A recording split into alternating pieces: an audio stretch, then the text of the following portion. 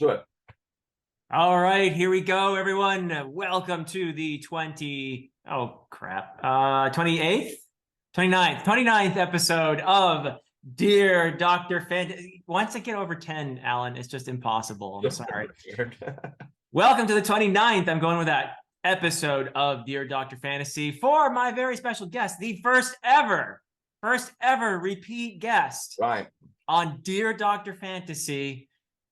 None other than Alan from the Library of Allenxandria. Alan, hello. Hello. What's up, It is Philip? so good to see you, my friend. You too. I'm so glad I got to be the first repeat guest and The talk. first repeat guest. This is a distinct honor, my friend. And it has been a very difficult thing to schedule, though, because I will say that initially we wanted to do this, and I asked you, well, would a Friday work? And you were like, no, I'm going to be on Chatting with Nuts. So I was like, oh, okay, fine. How about next Wednesday?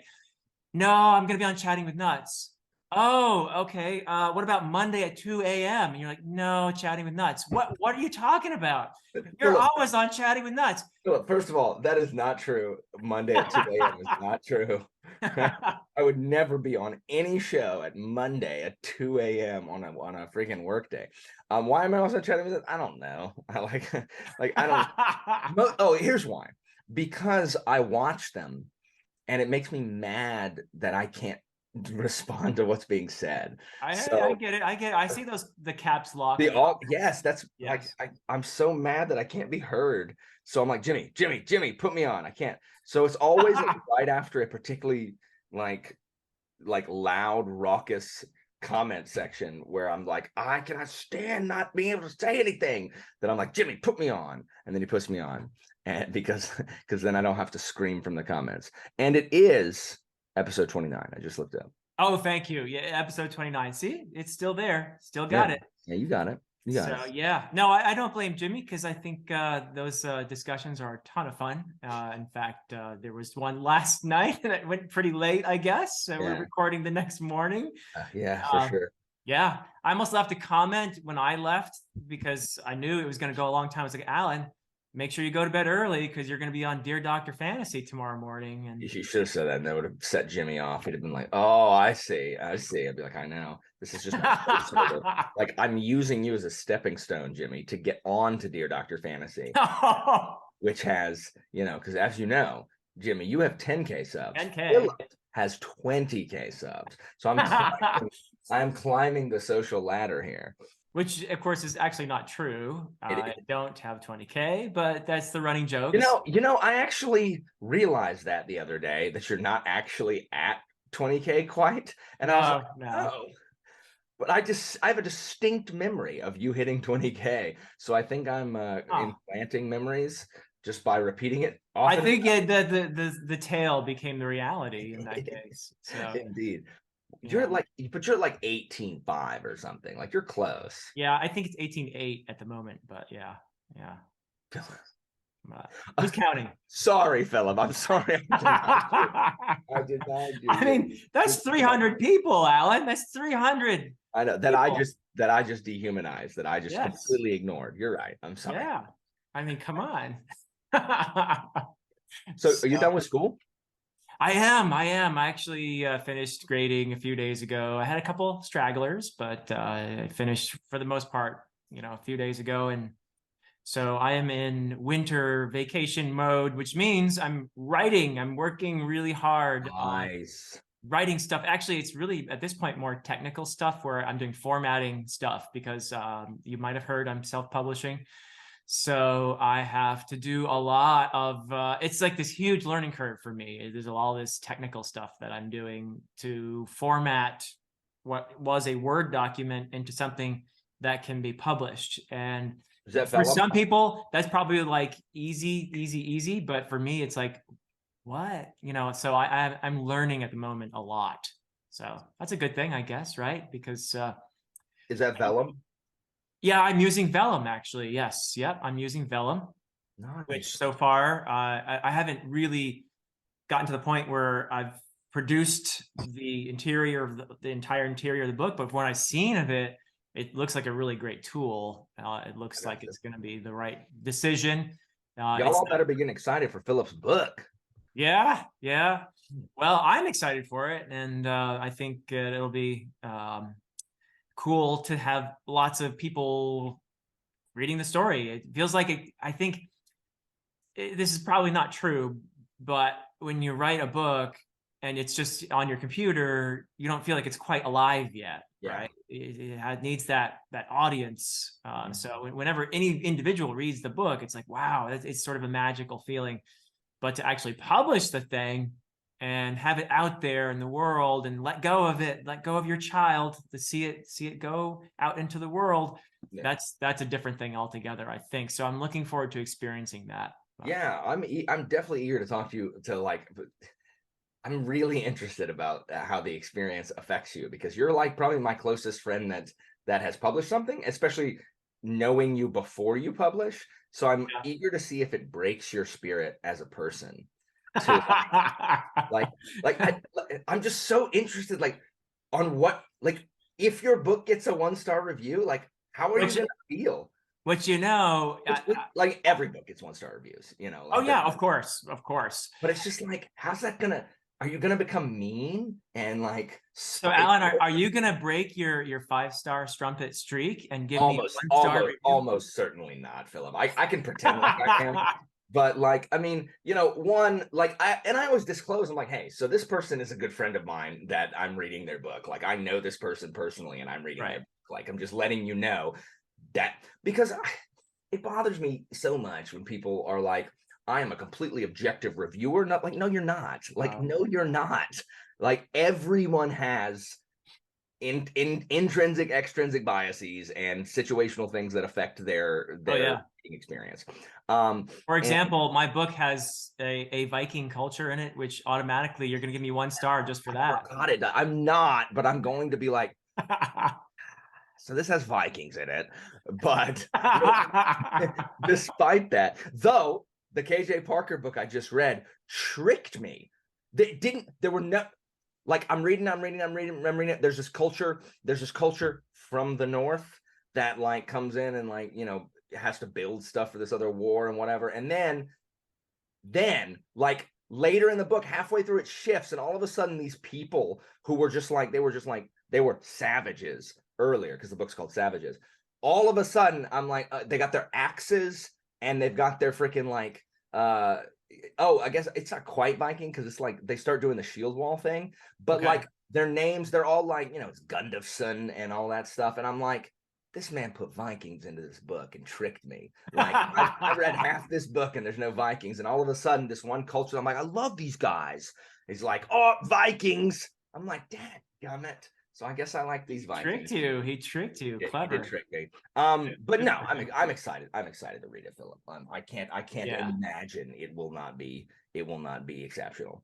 Well, thank you. Yeah. And to answer your question, I have already decided, number one, that if somebody decides to review my book or books, because I'm going to put them out pretty quickly, one after another. I want to do one in March, one in June, one in September. Nice. 3-month gaps between each one. They're Those are basically all they're all written. I mean, I could put them out all at once, but I don't think that makes much sense. So, yeah. so I basically I decided that I'm not going to leave any comments if somebody reviews the book, whether it's favorably or unfavorably, because I don't want to be like just leaving comments if somebody's nice to me, and then not not leaving comments if somebody gives a negative review. So I'm just gonna stay away from reviews. I'll probably listen to them, but I won't comment on reviews. I've decided that, and I have no problem with any author who leaves a comment on a review. I have no issues with that And whatsoever. you're welcome to comment on like Yeah. mine and like Jimmy's. Like I think it'd be different if you were commenting on like your friends, you know, stuff. Yeah. But Yeah. I just don't want to be kind of, I guess, inconsistent, but yeah, that makes sense. That makes sense. yeah. Whatever. I'll just text you. Like Yeah, I'll text you and I say, why did you give me 1 star, you're Alan? like Philip, because because Philip, I have to bring you down a peg. I have to make sure you don't get too big for your britches. Yes. Yes. Well, yeah. Right now I'm wearing sweatpants anyway, so Are you really? they expand. Yeah. I'm also wearing pajama pants. Let me ask you this, Philip. Do you plan on entering it into SPIFBO? You know, I've thought about that. I think it would be really cool. I'd love to throw it in. I have one hesitation, which is I feel like SPFBO exists. A major part of its reasons for existing is to help shed light on some great books that otherwise wouldn't have people talking about them necessarily. I mean, it's very difficult for self-published authors to get that recognition, to get the attention that is so easily afforded the mainstream, the traditionally published books. So I have a platform here on YouTube, which of course I worked hard to build this, and as you know, this is a lot of work, and but I feel like I already have something of a voice in the fantasy community. Yeah. So would it be fair for me to enter my book into this contest, which is really meant to help people who don't have a voice? That's true. And so that's my only hesitation is, do I want to take a spot from somebody who is very deserving and doesn't have the same opportunity that I might have to get my, to shout about, you know what I mean? Valiant. That is very valiant. Yeah. But on the other hand, there's a lot of people, SPIFBO reaches a lot of people that don't already have access to your platform. Like, so it would expose your book to a lot of people who ordinarily might not. That's true. Yeah, there's a world outside of BookTube. That's for sure. So weird. It's so bizarre. Like, it's so bizarre to me because a lot of people, when I'm like, this book is popular, they're like, Alan, it's not popular. It's just popular in our little corner. And I'm like, that's the same for me, because that's the only people I see. So it's the same as if like everyone were talking about it. Because that's very true. I don't know what those people say. So, but yeah, but that's a good point. I guess, you can just see how it goes. Yeah, we'll see. Yeah, I'm excited. Now, I said I won't comment on reviews, but I will be in discussions if somebody wants to invite me to discuss. Gibbs, I just invited you. Invited you to discuss it for your first book. Invite you. I will do that. I will definitely do that. And I look forward to those conversations if anyone wants to do that. Boom. Just invited you. I just invited you for your discussion in when's the first one coming out? March, I hope. Late March, if everything goes right. So right now I am in the process of engaging an artist who has already started work, and I'm very excited about that. Sorry? On the cover? For the cover, yes. So cool. So right now I have an artist doing the cover. I've approached someone about doing the cover design, which is different, right? That's putting the layout and the text and everything else. And I have engaged somebody to do the map for it as well. Yes. Yeah. Who'd you engage to do the map, Philip? So do you know, it's a really wonderful person named Jack Shepard, who... I do not, but I'm about to look up his work. Okay, yeah. So Jack Shepard did already a very well-known map. He did the map that is going to be published in the special upcoming special edition of the First Law books. Really? Yeah. And he did just a tremendous job with that. I don't think the books are published yet, but it's a special edition. All right. So yeah, anyway, his name is Jack Shepard, and he is did a phenomenal job with that First Law map, which I saw it on Twitter. So it's been out. You could see the First Law map. It's out on Twitter. But nice. That's awesome. Having it I love good maps. Philip, I love good maps. I'm a total map geek myself, so it's very important to me to have a really nice looking map, and I've already seen an early stage of what he's going to do with it. That's awesome. And I'm so excited to see the end result of that. It's going to be really cool. So. That's awesome. And especially for self-published, like cover art, cover design, it's so important, because really for any book, but Orbit, you see the little Orbit thing on the side, you're like, okay, whatever. But it's just so important to make a I guess a good impression with people looking to pick up the book. I know that's why I picked up Touch of Light by Thiago Abdallah. I liked the cover. I was like, I'm like, Oh, whatever. yeah. Like, I'll look at Yeah. it. I like the cover. I like the cover, and then I read the back and was like, sounds interesting. I guess I'll read it. Yeah. Same thing with pretty much every self-published I've read, I've picked up has been like, that's a neat cover. And then I read the back and I'm like, all right, I guess I'll give this a go. So That's something about a lot of self-published books too. I think that because the authors know they're already at a disadvantage in terms of getting the word out, they are often willing to put in that for extra sure. bit for a really nice cover. And a lot of self-published books have actually better covers than traditionally published books. I agree. And the thing is, it's come like self-published is I was watching Tori and like Andrew and she wrote like Crystal Matar who wrote Yeah, Whitewash and Thiago all having like an indie writer discussion about like self-publish is different than it was when I was in college 20 years ago, right? Oh yeah. Like the covers alone are so good now, as opposed to the really awful, hackneyed, bad Photoshop jobs of like real life, like photos, like like I just remember what self-published looked like at the dawn of the internet age and how like they just looked so bad. And I, was really into writing in college. And so I read several of them too, and they were just so bad. And unfortunately, this like seriously, this stigma has like stuck with me, like into BookTube. And it's not that I think most self-publish is bad. It's just I think there's no way to guarantee it has gone through a rigorous editing process the same way that trad publish is, because you don't have to go through the editing process to self-publish. TradPub makes you do it. You see what I'm saying? And so, and so like, I'm just like, I'm always kind of gun shy picking up self-publish. And I hate that it's like that, but I don't read enough. One, I don't read enough. Like I don't read the wide, like I don't read 120 books a day like Andrew Wizardly reads, right? So, but people like Andrew and Dom from Dominish Books and like and Leslie, all these people who will just like grab a self-published novel and just like give that the attention it deserves. Like I'm so glad we have people out here on BookTube doing that, and I wish I could do more, and I'm trying to do more. Did you read Seasons of Albedo?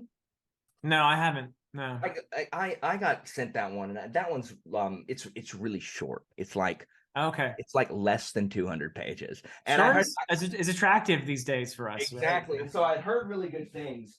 And so I think I'm gonna read. I had heard things from like people I know. So I was gonna read like this one. This year, and now I'm gonna read Philip Chase. But the problem is like I don't consider you self-pub as because I know. Well, I am. I mean, I know, but I know you, and I know like how brilliant you are normally, like and how eloquent you are. And like I can't imagine that your eloquence does not translate to the page. And so I'm just like of course I'm gonna read Philip's book. You know what I mean? So yeah. Well, hopefully you don't after like 10 pages go, what is okay. So I don't have any doubt that it's gonna be eloquent. I just need to make I just hope it's not boring. Okay.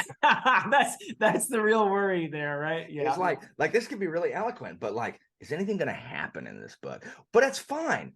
I read nothing happens in KJ Parker books either. Nothing happens for like 30% of Malice books, and I like most of those. Yeah. So well, it's interesting because my a few people have read the books. So I had a few authors read the books who were very gracious to do that. Mark Lawrence read it, didn't he? Mark Lawrence was public about it, so yeah, we can say that. That is so nice of him. That is so he's nice. He's an incredibly nice person. And all the authors who wrote blurbs for me, so there were two comparisons that were the most common. One was to Tolkien, and the other was to John Gwynne. So yeah, because of course John Gwynne and I have a lot of the same influences. Like we're both really into the Old Norse and the Old English and the Celtic stuff. So that for me was like, okay, that's a great compliment in both cases. Tolkien makes a lot of sense as well because he also had Doesn't Yeah. surprise me at all. Yeah. Some of the same influences. Plus, Tolkien was a huge influence for me as well. So, I think of my books as more like somewhere in between Tolkien and Song of Ice and Fire in terms of the pacing and all of that.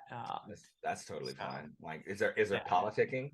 Actually, even Song of Ice and Fire, I shouldn't. That's probably not even the right comparison either, because that can be slow sometimes too, because he does do a lot of description and stuff. Yeah. So I don't do as much. My books are not as vast or lavish as Martin's even. Yeah. But just in terms of, I guess, the tone maybe Is there war, Philip? yes, there is violence. Yeah. In fact, the whole backdrop to the trilogy is a religious war. So Dang, a holy war. holy war. Yeah. Look, Yeah. that's my stock in trade is holy wars. Well, Like there I we go. totally There we agree with go. it. Even if I'm, there are Vikings involved. I'm sorry. I don't. So the thing is, I don't actually hate Vikings as much as I like know, other I people know. too. Like it's Yeah. just they're like my least favorite like ancient peoples. It's because like freaking raiding everything and like they just came behind and like messed up the Roman stuff. So Well, like they were. they're my natural enemy. They did some things actually. So I'm pretty confident in saying that a Viking ship would kick the pants off of any Roman ship, right? You think it would beat a Quinquereme? Oh yeah, no Roman, problem. Roman I ships are mean, incredible. a longship, a Viking longship would absolutely outpace.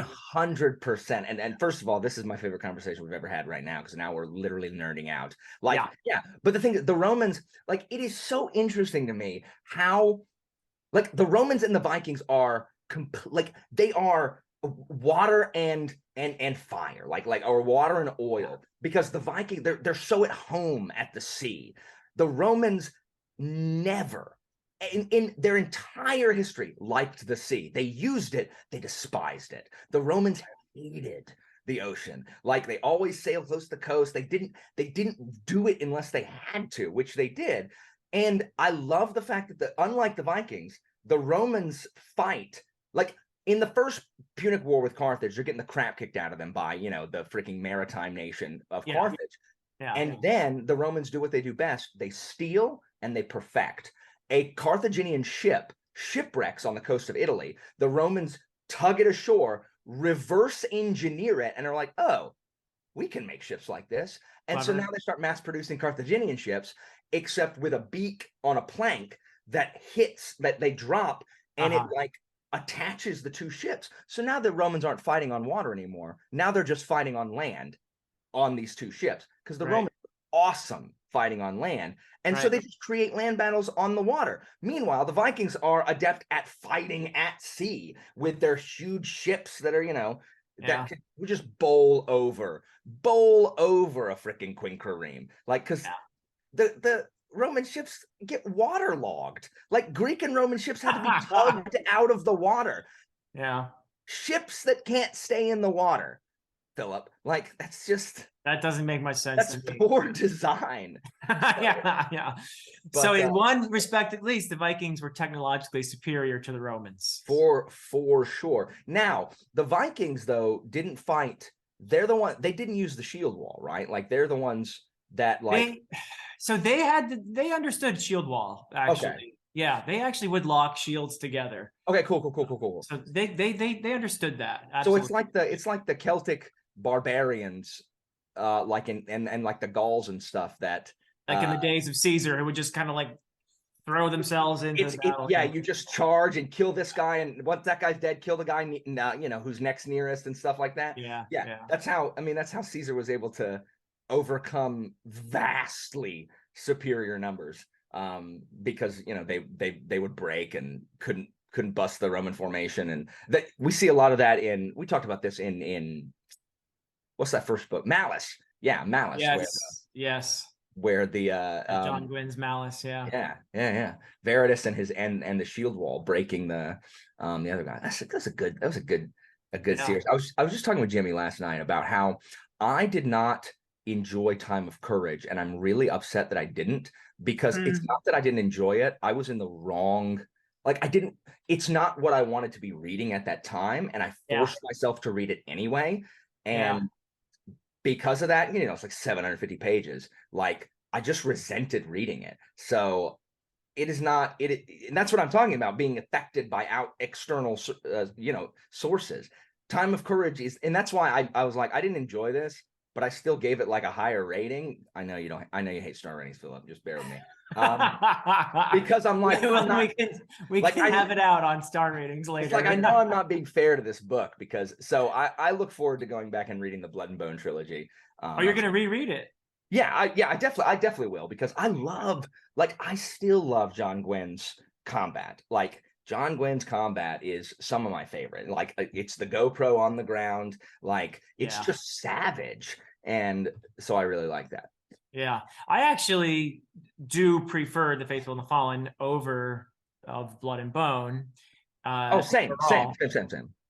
But my favorite, and not everyone agrees with me, I know, but my favorite Gwyn so far, anyway, if he, you know, sticks the landing on the third book, is definitely going to be this latest trilogy that he's doing. Sure. And I couldn't imagine it wouldn't be, Philip, with the Viking stuff. The Viking stuff, yeah. I mean, he has, more than any other fantasy writer I can think of, really recreated the vibe of an Icelandic saga in some respects. So he's done some good stuff there. I have not yet read Hunger of the Gods, but I need to. I think I will wait till, because I'm assuming that the third one will come out next year. Like, that's what I'm assuming. Yeah, I'm not sure about, because I know the Gwynns had the you know, just horrible tragedy, and so I guess Hunger of the Gods was mostly done before that. So I guess okay, so maybe 2024, but I will reread what's the first one? The Shadow of the Gods. Thank you, Shadow of the Gods, and then Hunger. I'll reread the first one when the third one comes out, and I'll read the whole series together, just like I did with the other ones, because I liked the first one. I think it's my favorite stuff, and I believe that with like a lot of other authors, like Abercrombie, for example, I see them get better and better with their craft. And I believe that Gwyn has done that. Philip, did you know I started reading The Blade itself? I know, it's been like sort of the biggest anticipation on BookTube is what is Alan going to think of First Law? I've never seen so many torn opinions. Like, half the people think I'm going to love it, half the people think I'm going to hate it. I think you're going to like it myself. I think I am too. Like, I think Abercrombie is a clever writer. I was talking with Jimmy, and like, I can't figure out if it's clever or smug, but like, there's that section, Glocta's first chapter. He's like, and Glocta cursed, like he cursed with every breath he had, the man who invented stairs. And then like a few pages later, he's like, Glocta blessed with every breath he had, the man who invented chairs. And when I first read that, I'm like, that's clever. And then I thought about it, I'm like, that is clever. Is it too clever? Like, is Abercrombie is he being too clever by half? Like, am I not gonna? So I do think he is good at what he does. I'm not very far. I'm in Jezal's first chapter, who's just okay, you aren't very far then. Yeah, I'm on like page 50. Oh gosh, okay, so I can't really. All right, I'm not far at all. Like, I'm not far at all, but all right. Yes, well, some of the things that Abercrombie does better than anyone, in my opinion. One, character voice. Like, he has such distinct voices to his characters. I love that. That is something that you could read me a section of, because I've had 3 characters so far: Logan, Glocta, and Jezal. You can read me a section of their narration, and I could tell which one it is, just from the way they think about things. And then I'm also doing part of it on audio as well, and Stephen Pacey is really, really good. I hear that, that people love. Great. I can't do audiobooks, but I've heard that. No, I mean, I was starting to do an audiobook, because everyone's like, you can do it totally on audio. I'm like, I listen to them foolishly. I can't. So I had to pick up the book also, because I can't, like, I might be able to do like the second one on audio, but an initial fantasy offering, I have to be able to see the names that are being said. Like, I was like, oh, I misheard that name. So I have to be able to like to read them to solidify them or whatever. So Yeah, yeah. so an audio question. Are you gonna create an audiobook for your books? I would very much like to. I would have to pay someone a bunch of money though. So I mean, yes, yeah, but that's a problem. And I'm already, of course, these, as a, you know, as every self-published author can tell you, the expenses add up really fast for self-publishing. So if I get to a point where I break even, you know, by publishing, then I can start to think about, I would really like to have an audiobook, if only just for issues of accessibility. You know, yeah, there are some people who cannot read for various reasons. Some people are blind, for example, and so I would very much like to have an audiobook. And since I am terrible at audiobooks, I'm a failure when it comes to them. I know so little about narrators and that sort of thing, and so I have really no ideas yet on, you know, who would be my dream narrator or something like that. But there are some really, really, really good ones out there though. yeah, Like who probably I can't afford, but yeah. no, like look, like really, like reasonably, like price ones. Like not, I'm not talking about like, you know, the Stormlight people who are, you Or know, Andy everyone's, Serkis or something. yeah, exactly. But like I listened to yeah, Touch of Light on audio. Kevin Kemp was fantastic. Like absolutely fantastic. And you know, he's done several like self-published works and everything, and he was really, really good. And you know, and then there's like Jonathan Keeble, who narrates, I don't know how famous he is, but he narrated Cornwell's Warlord Chronicles. Uh-huh. The best audiobook narrator I've ever heard in my entire life. Like I've like he's the one that made me like audiobooks, is he was so Wow. good. Like Wow. so, Yeah. and he knew how to pronounce Gorfithid, which is Gorfydd. I'm like, Yeah. why are there D's? It's not Gorfitted, it's Gorfithid. Like, Well, a double D in Welsh is a the sound. Yeah. dang it, Philip. Yeah. It's, you have to promise me to read the Warlord Chronicles next year, Philip. Okay. Okay. Philip, I just can't think of books you're gonna like more. Like I can't. Like Huh. there is no person on BookTube who is not 100% confident that you're gonna love that series. There's nobody. Like, because it's freaking Welsh and stuff, and that's your thing, and it's Arthur, and you know you're the Yeah. medievalist. Yeah. Okay. I'll read them. I promise. Philip, they're just so good. Like there's a 0% chance you don't like them. None. Like there's not. I would wager everything I had and on this gamble. Really? That's Wow. how confident I am. Yes, yes. Oh, wow. I've never Okay. been more confident that you're gonna like something more than Warlord Chronicles. Everybody in the comments is gonna say the same thing. You were so right about LPQ. So, you know, I'm so glad you read LPQ. Like, yeah. made me Yeah. so happy. So good. I mean, it's interesting too, because we were talking about Abercrombie a moment ago, and Abraham has, at least that's the only series of his I've read. So in that series, he has different strengths, very different from Abercrombie, say. Like Abercrombie has the very distinct voices, he has the humor. Abraham has a much more quiet, sedate. The character voices are actually not that distinct, Yeah. but it's such a beautiful series, and it's something you just sort of slowly get immersed in, and by the end you don't even realize how hooked you are until that last book, and you realize, oh my goodness, he's just given me a sense of like an entire lifespan here, and it's for relatively short books, and how human they are, like, and the absolute the 100% human foibles that they deal with, and they are just like, they just feel so real. And that's Abraham's strength. Abraham's strength is creating like these deep characters that have real motivations and don't do things that you want them to do, because that's what humans would do, like not book characters. Like, no, don't do that. Come on, Ota. But poor Ota. Yeah, so it's that way. And more Monty. Don't do that, Monty. Really is the yeah. So, but yeah, so different from what Abercrombie does, which is where, you know, you meet Logan on the very first page, and it's like boom, you know, it's very, very running from the flatheads. I was like, what vivid, running from the flatheads, boom. I mean, it's just like one of the best, most exciting openings I've read, and I feel like the big critique, which I'm sure you've heard a million times on the Blade itself, is, well, there's no plot, and Yeah. so I never cared while I was reading the Blade itself. I was just having a great time with the characters. So, Mm-hmm. yeah, that's at least my take on that. So For sure.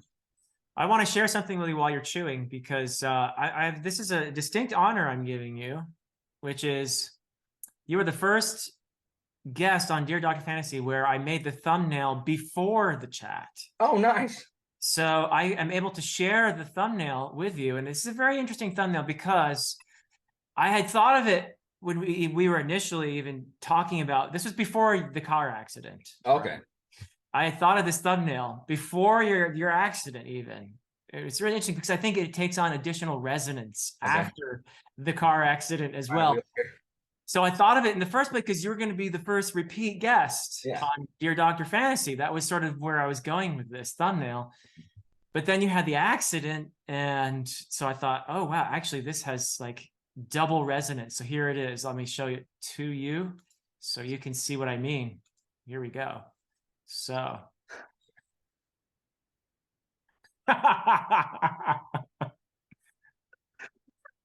My dark helmet. Your dark helmet, man. That's amazing. That's amazing. Thank you, Philip. That's oh my gosh. Oh, comb the beaches.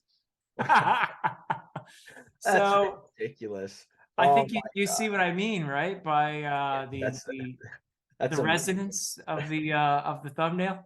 Oh my gosh, that's amazing, Philip. My wife's gonna love that. I'm gonna show her.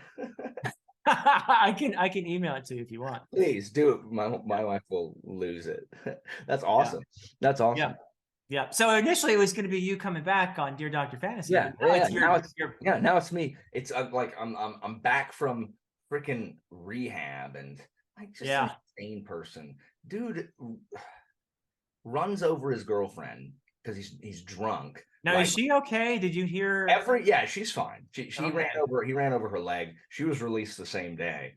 Oh. I was the last one. I was the most So he did a more thorough job on you than her. for sure. Like they get in an argument. He punches her on around her about the face, drives across the street with her cell phone.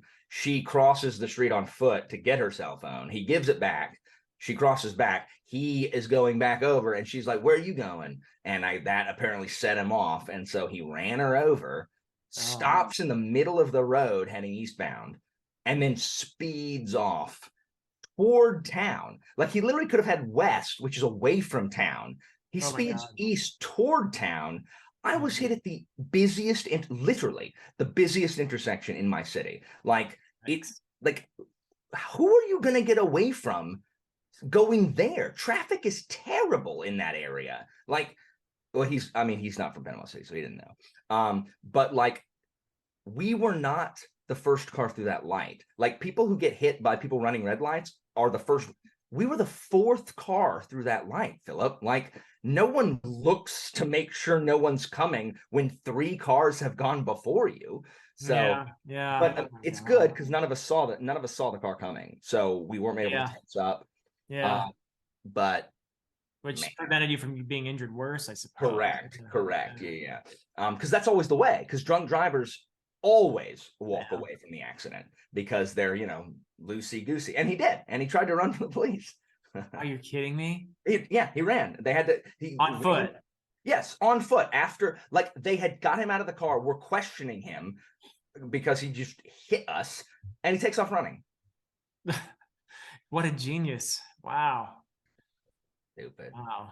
Oh, that dude's amygdala had completely taken over his brain, I guess. Oh, 100%. And he's in jail currently, so he will remain there, hopefully. But so it's just been such a pain, and I'm not accustomed to not being independent. I'm not accustomed to not being able to do the things that I want to do. But you have your graboid at least. I do have my graboid, and I went on Monday to the school to surprise my advanced kids, and I stood up at my walker at my board with my walker. I stood up on one foot and taught Virgil. Like I translated the Aeneid with them for 80 minutes just to feel normal. And so it just felt like Like, okay, cool. Like something is the same. And you know, it was good to see my advanced kids and stuff, but The Allen strikes back. that's Yeah. right. I'm stretched back. That's right. I have a little walker. No one sees that. I look so old with the walker, but like Well, so old. I yeah. refuse to put tennis balls on the legs though. I won't do it.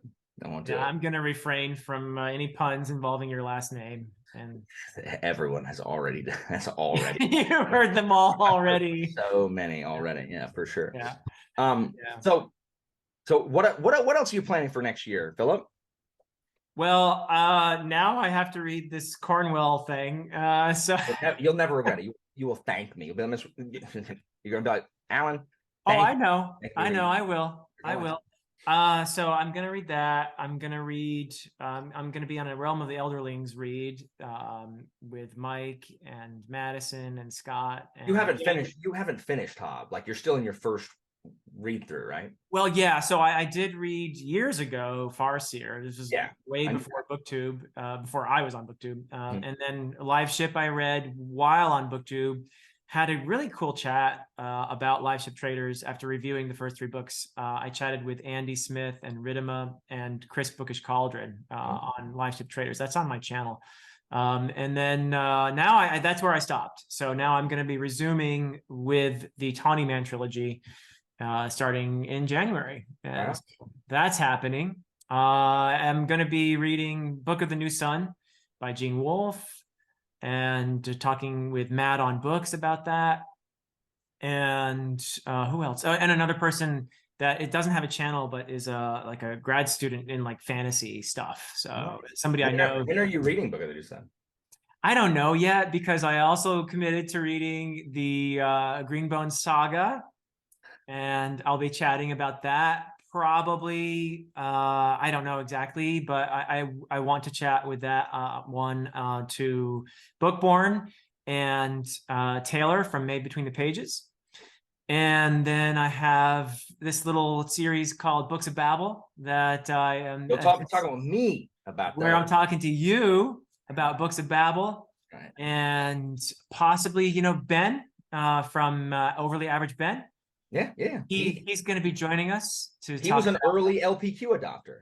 Yes. We just, in fact, the episode of Dear Dr. Fantasy where I chatted with him, it's out today. That's 28. It's episode 28.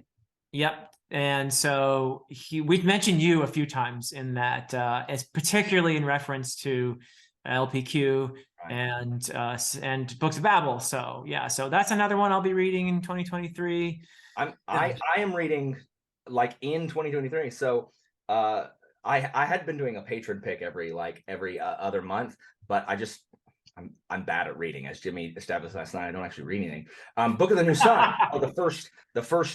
the first book of Book of the New Sun. Right. There's 4 books, right? Yeah, was on there and I hadn't read it yet. So I'll be reading that. Oh, cool. Okay. And then Greenbone, I read Jade City 2 years ago, October. And Charmaine, who is one of my earliest and best BookTube friends, I keep promising her that I'm gonna finish Greenbone, but then Jade Legacy came out and the hype made me mad, so I refused. So I promised Charmaine literally yesterday. I said I will read Greenbone in 2023. In fact, after Blade itself, my next audio read is Jade City to reread. You're going to reread it. Okay. I've been using audio for rereads, and for me, it's hugely effective because even if I zone out for a second, I remember enough to know what's happening. I'm not like completely lost. So I've been using audio for rereads for series I haven't touched in a long time. So I'm going to be rereading Jade City so I can read Greenbone as well, because I promised Charmaine. I like Charmaine. So I'll suck it up and read. And I didn't dislike it. Like, I don't dislike Jade City. I like it. I just hate hype, Philip. I hate it so much. I know you're allergic to popularity, right? I'm allergic to like what I perceive as overblown popularity. And it doesn't even have to be like, I'm not even saying that people like it. People could really like it as much as they say they do. It's perception. I perceive it as overblown. And Okay. and then I'm just like, okay, well, there's no way this book is as good as y'all think it is. Now, when I read your book, I'm gonna go out there and I'm gonna stump for it. I'm gonna stump for your book, Oh, Philip. well, that's amazing because you're obviously a very effective stumper That's because a propaganda machine. propaganda machine. Yeah. Yeah, no, I mean, gosh, that would be awesome. It would So be so cool. Amazon won't be able to keep up with that's printing right. those That's right. copies, They right? can't, they So couldn't with Long Price Quartet. yeah, Couldn't. yeah.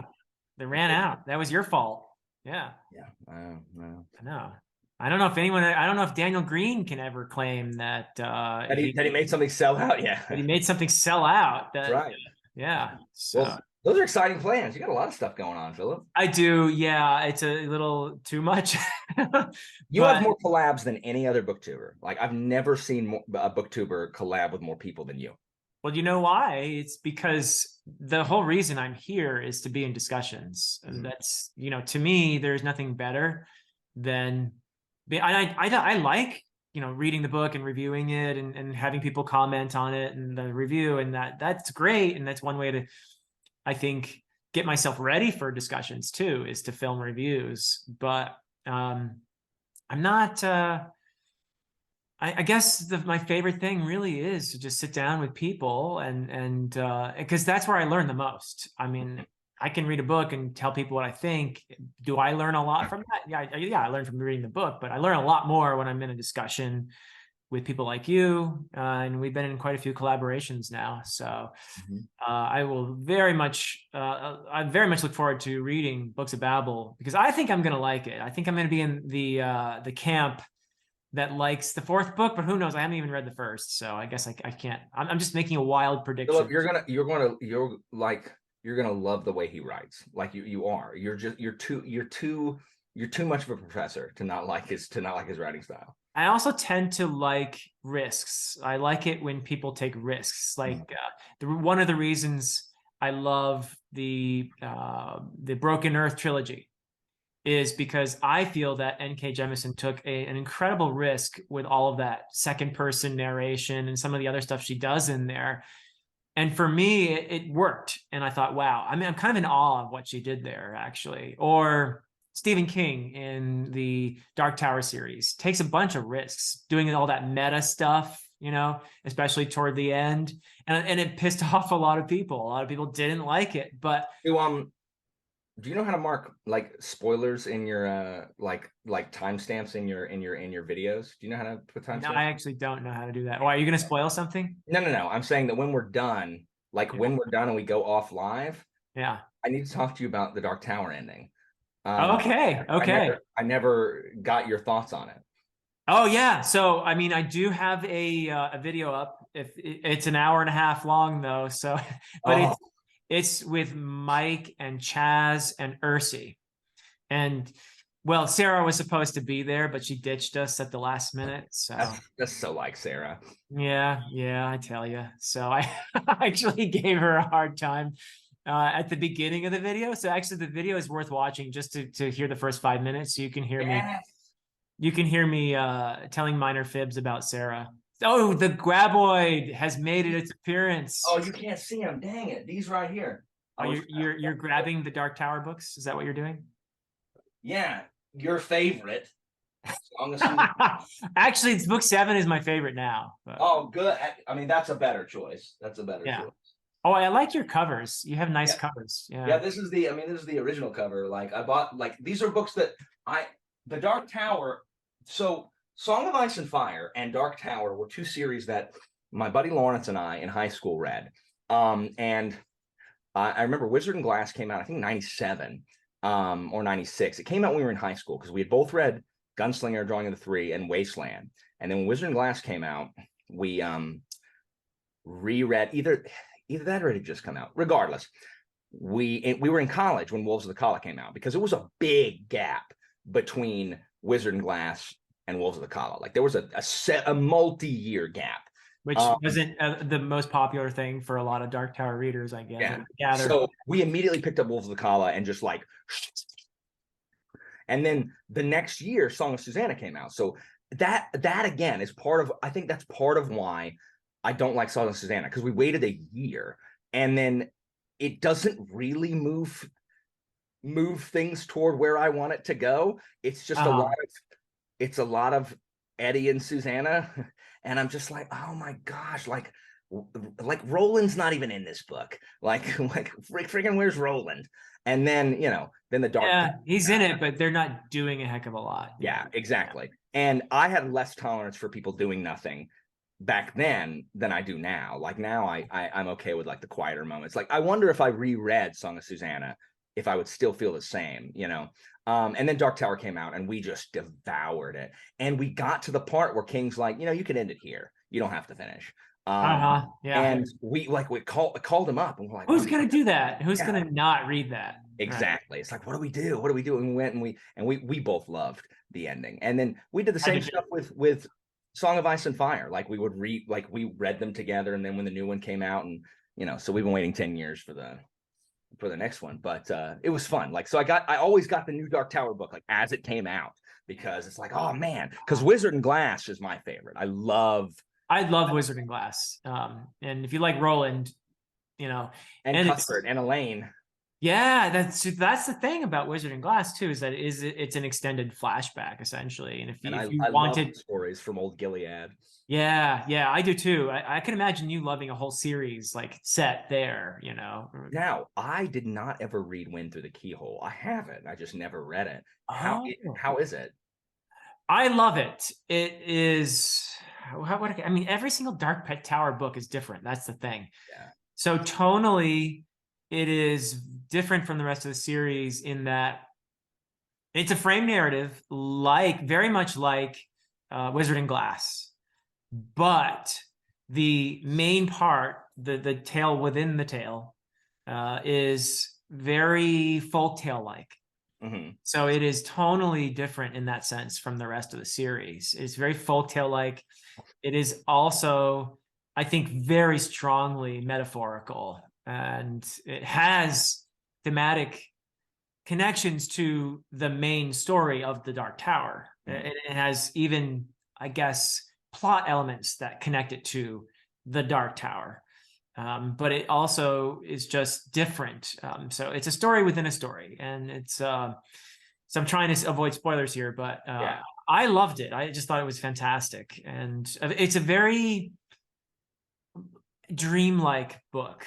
And so dreamlike in the sense of like, I don't know, it's one of those books that you read and you feel like you've been in a dream, like Piranesi or The Ocean at the End of the Lane, or one of those books. And it's short too. So it's a pretty easy read in my opinion, and it just gives you a nice feeling. It's a little bit melancholy too, but at the same time, it gives you okay, I've reconnected with these characters that I love, and this is the kind of a beautiful story and sad at the same time. But that's cool. Dang, who's your favorite of the quartet? Ooh, oh gosh, that's tough. I mean, this is going to be a weird answer, but probably Oi. I was going to say Oi as a joke. I was going to be like, is it Oi? Like, really? The Billy Bumbler? Yes, I love Oi. I mean, I also like Oi. I do love animals. I love dogs. And so Oi is just such a wonderful part of what you can do with a good animal companion. I mean, Gwyn does it really well. Yeah. I don't know if anyone does it better than John Gwyn actually, but it's just such an effective way to build attachment to a group of characters, is to have an animal companion like that. Yeah, for sure. Makes me wish I could just go back and revise my trilogy and have an animal companion in there. Nice. So. Yeah. Although I will say I've written a standalone sequel where there is an animal companion. So nice. That's yeah, awesome. Yeah. So that's a project for the future. But it's always going to be Roland for me. I love. Well, that's why you're a Wizard and Glass fan too, because I will say that is the book where I went from feeling like Roland is this iconic but remote character to connecting with him as a human being and thinking, oh my God, I think it sets up a lot of the tears that I shed in the last book, is that it humanizes Roland and the relationship between him and the rest of the quartet takes on a much more, it's a much more tight-knit group. They start to look at him as a person as well, and as a father figure in some ways, a very flawed father figure. Yeah. And circling back to how we got here with taking risks, the opening of Drawing of the Three, Yeah. where something occurs that literally alters a character's like that was when I read it, I'm like, there's no way this like stays. Like this is gonna get retconned. Like like this cannot be the state of being for the rest of the but it was, and like that's I had the same reaction. like that's ballsy after reading like book one, and then that happens at the beginning, but you're like, what? So like that, and that's the same thing. That's why like Autumn War sticks in my head so much. Like the choices that Abraham makes in that, I'm like, whoa, like, okay, bold. That's a bold move. I also like when I don't think the risks necessarily always pay off and everything. Sometimes I'm That's true. Like, I see what you tried to do, it didn't work for me. But yeah, that happened, I think, with the meta elements for many readers in Dark Tower. It worked for me, but I think it left a lot of readers a little. The meta elements, some of them in Dark Tower, I didn't. Hold on. Oh, okay. That's the signal. Here, hang on. All right, we are back from our little break. And in the meantime, the map that we were talking about earlier, the first law map. Found it. Oops. Yeah, it's this there, one. that's it. That is it. That's the one that Jack made. That's so good. Isn't he? He's really good. Yeah, that's really, really, really good. But yeah, so he's at Tall Shepherd on Twitter. Yep. So yeah, that is so cool. Yeah, it's really, really cool. Yeah, I mean, mine's going to be black and white though for the book. I'm not going to have a color map inside the book. But yeah, he knows what he's doing, and it's really nice to have something like that in the hands of somebody who really not only knows what they're doing, but they really care, and they're into, he happens to be somebody who loves fantasy and loves maps and is really talented. So that's just kind of very nice to have somebody like that working with you. So yeah. I have two questions for you, Philip. One, what is the name of your first book? The first book is The Way of Edan, Edan. Okay, cool. The Way of Edan. Second, I'm doing a thing this year where I'm asking a bunch of my friends to give me a book to read the first 30 pages of, like just to get like a taste. And so Jimmy gave me The Lies of Locke Lamora. Chiago gave me Red Sister by Mark Lawrence. Yeah. Give me one, Philip. Oh, those are both fantastic. Any book, I'm going to read the first 30 pages of it. And then like from them, I'm going to be like, oh, I really like this one. We'll continue this one or whatever. Oh, God. So those are both great choices. I love Mark Lawrence, and Red Sister is, I think, the right one for you. Also, Lies of Locke Lamora, I would be surprised if there are elements of that you don't really enjoy. So that's a pretty good choice too. Have you read Locke Lamora? I have all 3 books. Oh, I did not know that. I usually am up on what you read. I literally did not know that. So I read them before I started the channel. And that would be why. Yeah. So when I made all of my why blank is among the best of fantasy videos in the beginning, that was one of them. I said why the Gentleman Bastards sequence is among the best of fantasy. I have a video up on Scott Lynch, but since he hasn't written anything since, and I had read them before the channel, I haven't made any other videos on his books. But I do love the all 3 books actually. But yeah, what would I make you read the first 30 pages of? Well, you've read Beowulf, right? Yes, I've read Beowulf. Philip, I was an English major for a year and a half in college. Okay, well then you were forced to read. But if I made you read it in Old English, though, how would I understand it, Philip? I don't read Old English. Yeah, Philip, I'm gonna let you ponder it while we continue to talk. Okay, I mean it's supposed to be fantasy, right? I mean, it doesn't have to be if there's like some okay literary thing you want me to read the first. I could make you read Chaucer. Of course, you've probably read Chaucer. I was literally about to say Canterbury Tales was also something that I read in my freaking survey of British literature class or whatever that was. Sir Gawain and the Green Knight. Um, have you read everything Tolkien? Have you read besides Hobbit and Lord of the Rings, anything else? Well, I haven't read, like, first of all, Hobbit used to be my favorite book when I was younger. Like, I've read The Hobbit so many times. I love The Hobbit. I was always a pro Bilbo over Frodo fan, like Stan. Like, screw you, Frodo. Like, you need a team of people to do it. Like, freaking Bilbo did everything on his own. And no, the dwarves don't count because they don't do a dang thing. Those dwarves don't do a dang thing, except like get gold crazy or whatever it is. And I also really like Smaug. I loved Smaug. Yeah. And Gollum. I love the riddle contest. But what have you've read Lord of the Rings though, right? The last time I read Lord of the Rings, I was in the 7th grade in 1990. Whatever that was. It was a long time ago that I read Lord of the Rings. Yeah. Okay. Huh. But that wouldn't be you're looking for a first read though. Something you Now, have. if you want to make me reread the first 30 pages of Fellowship of the Ring, like that's I mean, you would still be in the like the what are hobbits section of Fellowship of the the Ring. Hobbit section is my favorite part. I love Hobbiton. Okay. Because he goes on and on and on about hobbits and what they are and what they do. And You want me to read Tolkien? I don't think you're anywhere near getting out of the Shire. No, definitely not. But yeah. you want me to read Tolkien? Because I've been meaning to revisit Tolkien anyway. Okay, that works then. I will force you to read the first 30 pages of the Fellowship of the Ring. Cool. Like again, like I was telling you, I had so much less patience for nothing going on.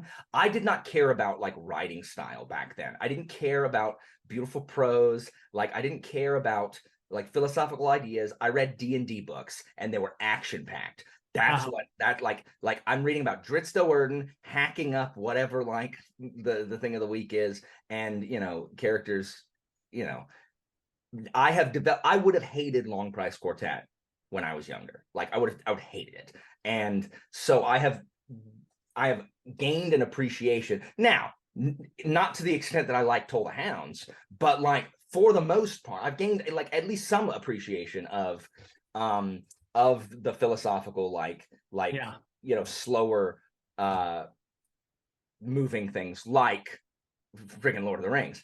So I am really interested to see what I think about Tolkien. Yeah. Cool.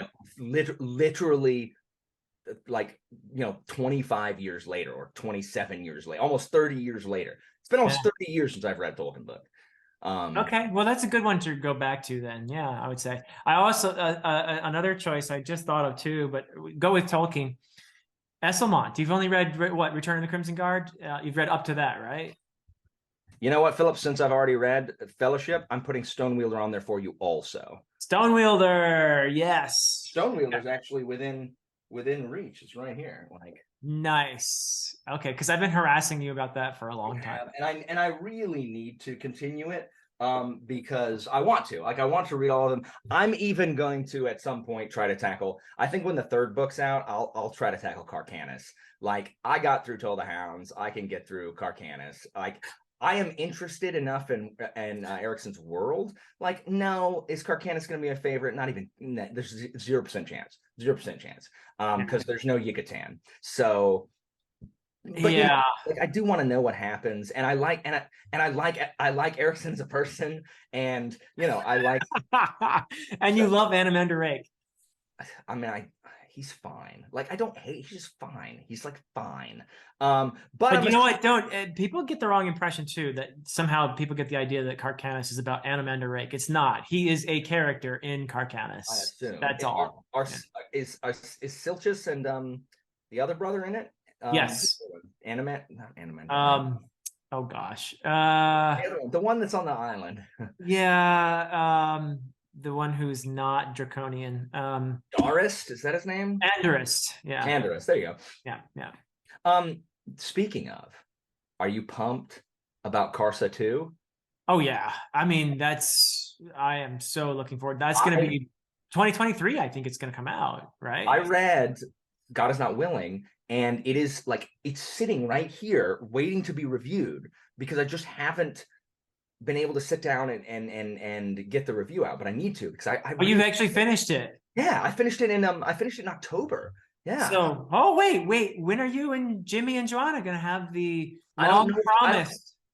I don't know if we are. Do you want to join us and talk about it? Do you want to jump in on this? Sure, yeah, why not? Then I will schedule one. I will schedule one for early in the new year, and we'll talk about probably just before the other one comes out. It would be smart, right? we should really read together. We should read the next one. Like, Oh, I'm totally on board. Yeah. cool. Yeah. All right. Well, then you heard it here first. We're gonna have a discussion on it, and we're gonna read it. Nice. Nice. It took me a minute to get into because new characters, and I'm like, why do I care about these people?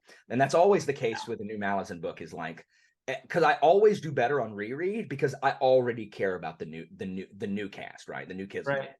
And so first time I read Gardens of the Moon, I'm like, I mean, okay, like, cool. I like Whiskey Jack. I like Murillo. I hate Krupp. And then, I read it the second time and I'm like, oh, okay, cool. I like all these people. Still hate Krupp. Second, read Dead House Gates. I'm like, who are these freaking people? I'm like, okay, cool. Guess it's Fiddler. All right. I like you, Fiddler. Who are these other chumps? Second, like, what freaking, who is Coltane? Second time I read, I'm like, oh, yes, Coltane. I'm already familiar with him. And that's always the thing. So it took me a while to get used to the new Marines. Yes. Okay. And fair enough. Yeah. And by the time it's the end, I loved them. There's one of the funniest sections that Erickson has written is with the Marines. Oh yeah. And I marked it, but it's something about just the mayor of the town being like having to marry an ugly woman or something. It's just it was so funny. Them just talking about it. Like, yeah. I think it's the loudest I've laughed out loud in an Erickson book. It was so good. And then Rant, I was like, who is this guy? Like, by the end, I'm like, I like Rant. And then the stuff that's at the end, the use of misinformation, one of the coolest freaking things when I was just like, oh, campaign, oh, when you know what I'm talking about, like where it's like, oh yeah, so good. It was so good. So you loved it. You loved the God. Yes. Now again, like my enjoyment in the beginning, I'm just like, okay, trying to get used to it, like trying to get used to reading an Erickson book again, trying to get used to all these people, like what's the point of what's going on? And then by the end I was sold. Like, so upon its reread, it'll be one of my faves on the reread for sure. I'm not surprised at all because I felt like when I read it and I was thinking of you, like this has the stuff that Alan loves about Malazan, and it's a 500 or so page book, which I think will make it even more appealing. And you know what I like? I think the theme of compassion is more on display in this book than like a bunch of the other ones. Like, I know the compassion is a theme for the other ones, but it is so evident in this one to where I was just like, whoa, like, really? That's what these people are doing? Like, nice. Yeah. I like it because the Marines are the good guys. It is very clearly drawn in this one. The Marines are the freaking good guys. Like, I mean, mostly, yeah. I mean, there are a few things they do, of course, that are a little. I mean, always they're as good of a guy as you can be in the world of Malice and Book of the Fallen. But like, and be working for an acquisitive empire. Yeah.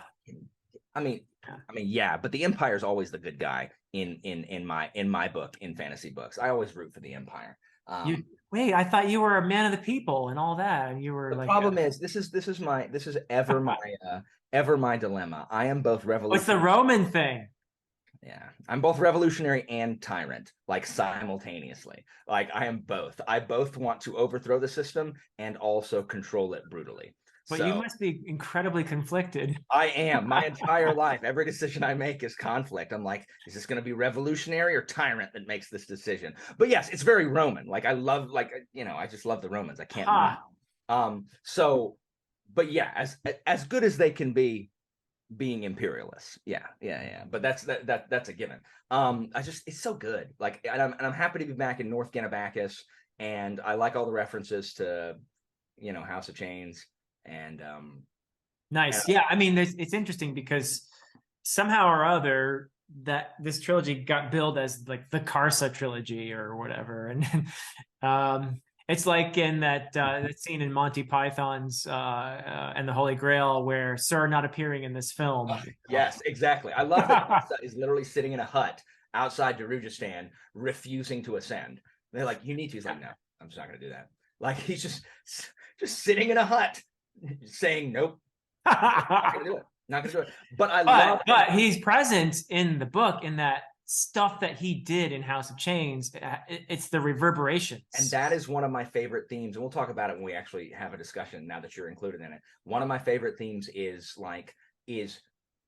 the wake that you leave behind. Like you affect other people's lives. Karsa has affected so many people's lives, and he just breezed out of town and is responsible for nothing. Like deals with none of the consequences of his actions. But when Rant's like, oh, I'm gonna find Karsa, I'm gonna kill. I'm like, no, you're not. Like, do not do that, Rant. He's going to murder you. Like, I would love to see you go tell Karsa, like, I'm gonna kill you. He'll kill you. He'll say, boy, and then he'll just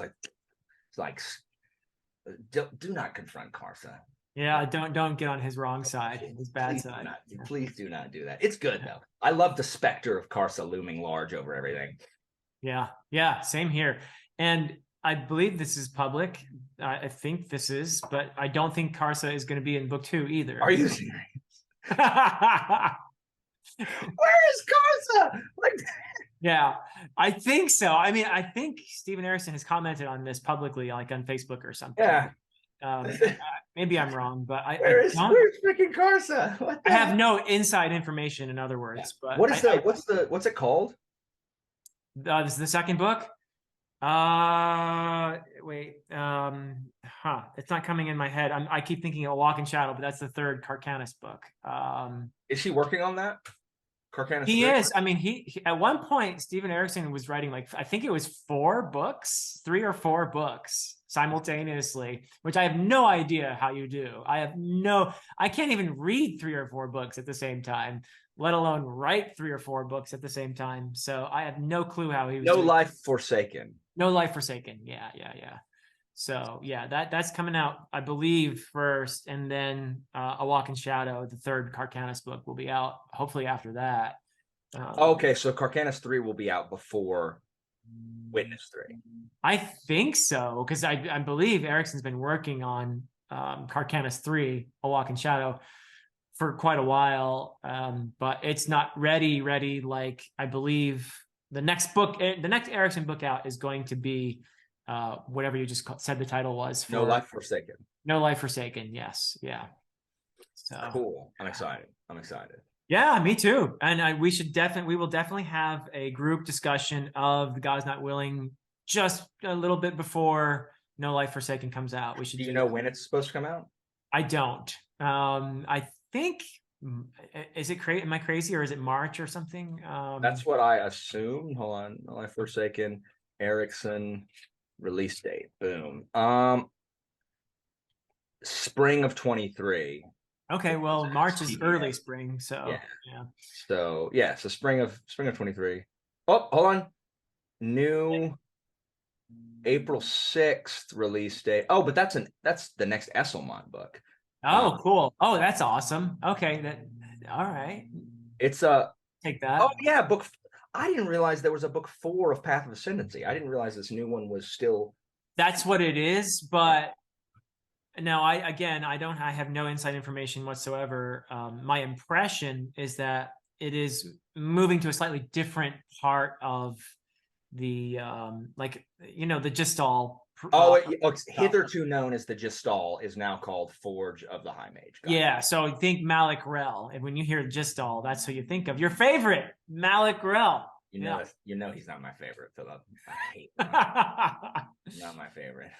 He is. Well, this is the thing, though, and that happened with when I was reading with AP too. Is certain characters. This is what these guys love doing to us, Erikson and Esselmont, is they take certain characters which you hate and you're comfortable hating, and then they do stuff that makes you uncomfortable hating those characters, which is, I mean, I'm pretty comfortable hating Malik Rel. Like You are now, but if you read I, if I read Forge what? of the High Mage, which is what Just Call used to be called, you might be like, oh, Malik, I get you. You're just a hurt, Okay. So individual guess what? lashing out. I can both understand that he is a hurt individual and understand agree with the stuff that he does, like as far as like efficiency is concerned, and I can still hate him.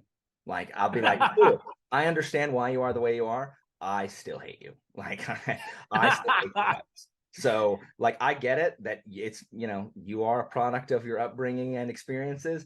I still hate you because Yeah. because the thing is it doesn't matter what he does from here on out. He does something early in the series that is unforgivable. And so like you cannot like clean that stain from his name.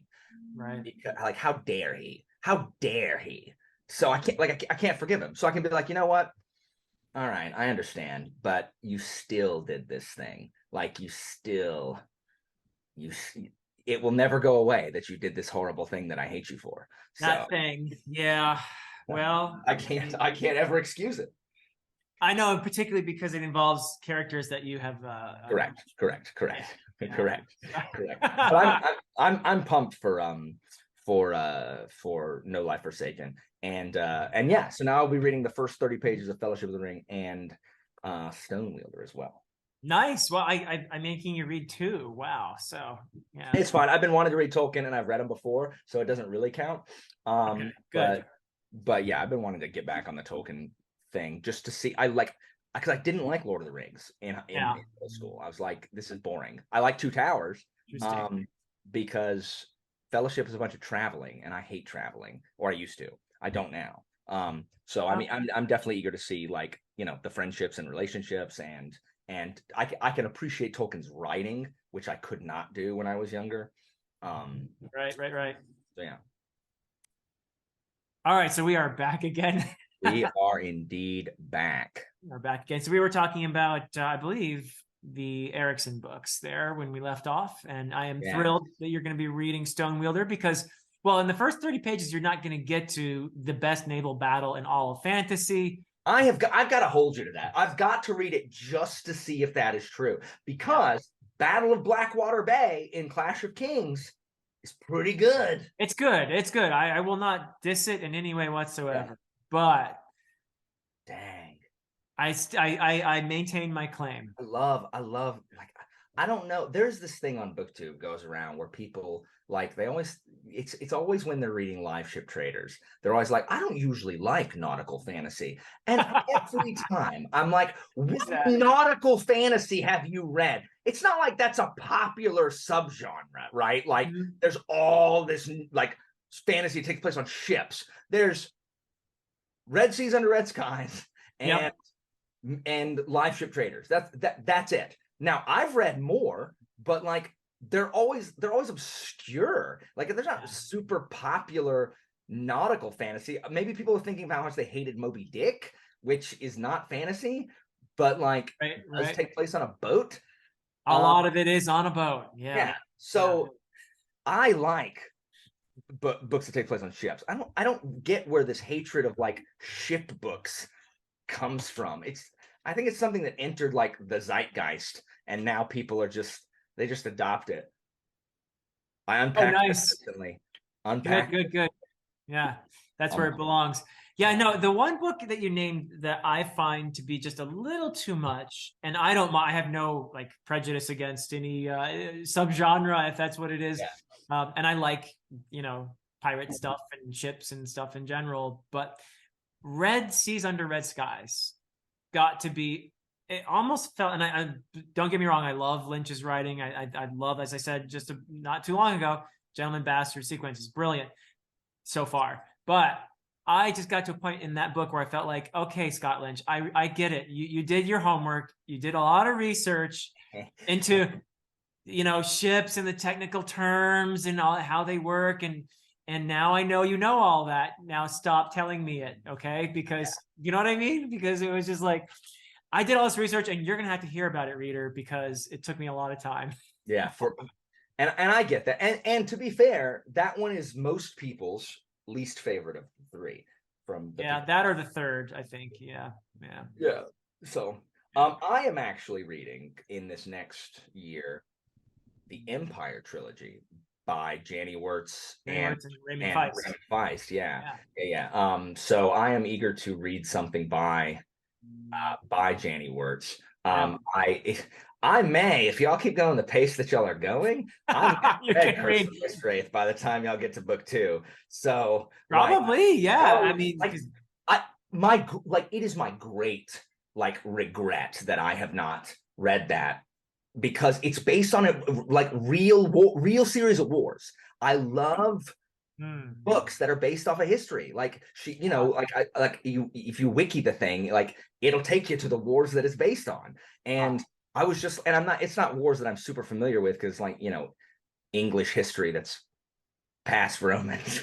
So, and it's all Vikings after that. it's not Richard the Lionhearted or the Crusades. Okay, So, okay. but I was just reading, I was like, this seems so interesting, because the thing that drew me to Game of Thrones to start with was the fact that it was based on War of the Roses, which I, knew about. I didn't know everything about it, but like, I remember being taught it in school. We learned about War of the Roses and the Yorks and Lancasters, and it's like, this is based on this. And I'm like, I'm going to read a fantasy book based on freaking War of the Roses.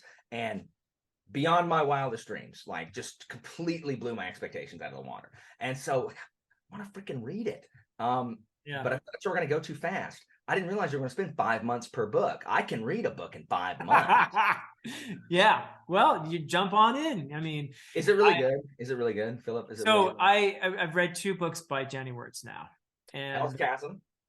To Ride Hell's Chasm, the standalone, and I read the first book, Curse of the Mistwraith, in Wars of Light and Shadow, which is an 11-book series, and she is finishing book 11 right now. And Curse of the Mistwraith is, so you have to get, you've never read anything by her before, I've right? read nothing by Janny Wirtz. No. Okay, she has from the 2 books I've read, I can say that she has a very distinct prose style. Like you read. There are certain authors that it's like a composer, right? When I hear Vivaldi on the radio, I know that's Vivaldi, even if I've never heard that piece before. Janny Wirtz Parker, my favorite, like one of my favorite authors. There's no way you can read anything by him and not know. Like he even wrote like nonfiction articles, like I don't know, treatises on like sieges. I literally made my ancient history class read his On Siegecraft like essay, because it's so good. And I'm reading, I'm like, yeah, KJ Parker wrote this. Like you can just tell by the way he writes. So yeah. You know what I mean then. Yeah. So yeah. 100%. Janny Wirtz is among the most distinct I've encountered in terms of her prose. Like, that's Janny Wirtz when you read it. It's a kind, and I think was very deliberate on her part. She's spoken about this a little bit while we were talking about our read along on my channel. It is a kind of timeless prose, and I like that. Personally, I think that's great. I mean, I'm a big proponent of Ursula Le Guin's essay From Elfland to Poughkeepsie, where she argues that the prose is the story. It is not just some separate element. It is the story. It's the cake, right? It's not the icing. It's the cake itself. And you need to, as a reader, understand that what you're reading, that world you're reading, is the tone of it, the atmosphere, everything is established by the prose. So Janny Wirtz is a great example, I think, of an author who creates a world based on the prose. The prose is so essential to the creation of that world, the way you experience it, the way you are immersed in it. And her prose is timeless. It doesn't feel like some people would write today. It's very distinct. And I think that some people have a difficult time initially adjusting to that prose. And so that's the biggest hurdle for a lot of people, is just, so heads up on that, is that you will find that the prose is like, oh, okay. It can take a little bit of adjusting to.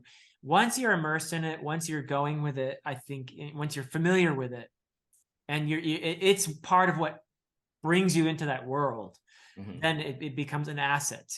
And I think it's part of that timeless prose is part of the allure of Curse of the Mistwraith for me. Okay, cool. And it is definitely not a book that initially like she was not trying from the beginning to just like blow you away and hook you and all that. It's kind of a build up until the end, where the last 150 pages or so are just incredibly visceral and memorable. Like I will not forget reading the last 150 pages of Curse of the Mistwraith. That's cool. So yeah, and it is also obviously setting up an 11-book series. Yeah, which I love, but it's so Yeah. long. But Erickson's prose is like that for me. It takes me it takes me a little while to acclimate to Erickson's writing style every time I pick up a new one. Like it's fine when I was always doing my Malice rereads. It's, you know, like I go from Gardens of the Moon to like just one after another, and that's fine. There's no acclimating to be had. But when I read a bunch of other stuff in between, like picking up, that's why it took me so long for God Is Not Willing, is it took me like the first 100 or so pages to reacclimate to the way Erickson writes and does stuff. And then that's why the last 300 pages or 350 pages just like flew by. It took me as long to read the first 100 as it did the last 350, just because of how long it takes me to acclimate. Curse of the Mistwraith will probably be like that too. I gotcha. One difference, and I totally agree with you. One difference though is I feel like Erickson has various levels. Like he has comedy, and that has a different, like he has this versatility to his prose where he'll switch modes, I think, more. Whereas Janny Wirtz's prose tends to be more uniform throughout the entire book. That's cool. That's cool. So yeah, but yeah, I think they're both incredible crafts people when it comes to their prose. So yeah, it's an apt comparison. I mean, there are a few authors who really, and they tend to be ones that I like Erickson and Janny Wirtz and Robin Hobb, who you can tell they're really excellent, to me, examples of great prose, you know. So now, are you coming out with a best books I read this year video? Yes, I'm gonna do that. Yeah. Okay, dang it. Well, I was gonna be like, Philip, what's the best book you read this year? Give me one of your favorite books you read this year. I can do that because I already revealed one. For Johan from Library of Viking asked me to. Oh, that's right. Yeah. So I put one on there, and I kind of was clever about it because for the video I'm gonna make, I'm only gonna do books I've read for the first time. So that's just a rule that I established the first time I did this, and I did it again, and now this is my third time doing this thing. So I'm going to stick with that rule. So they're only going to be new reads for 2022. So for Johan, what I did was I said, okay, I'll give you one, but it's a reread. And it is my favorite read of the year, without a doubt. And it is The Crippled God. So yeah, I mean, surprise. That's a good choice. That's a good choice. It was The Crippled God, which I read early in the year, and it was just I can honestly say that no book I have ever read has made me cry as much as The Crippled God. I mean, it's not even close. Crippled God is so good. It's so good. Like the multiple epilogues are just, they hit you right in the feels. Like so. I mean, there's so many things that come to fruition in that last book. That even stuff that all the way back to Gardens of the Moon. One of like Tavor's line that she had, that is where I lost it. Like all like freaking like 9 books worth of dealing with Tavor, and then one line of dialogue, and freaking Steven Erickson like just shatters my soul. To use the language that I don't like when people use.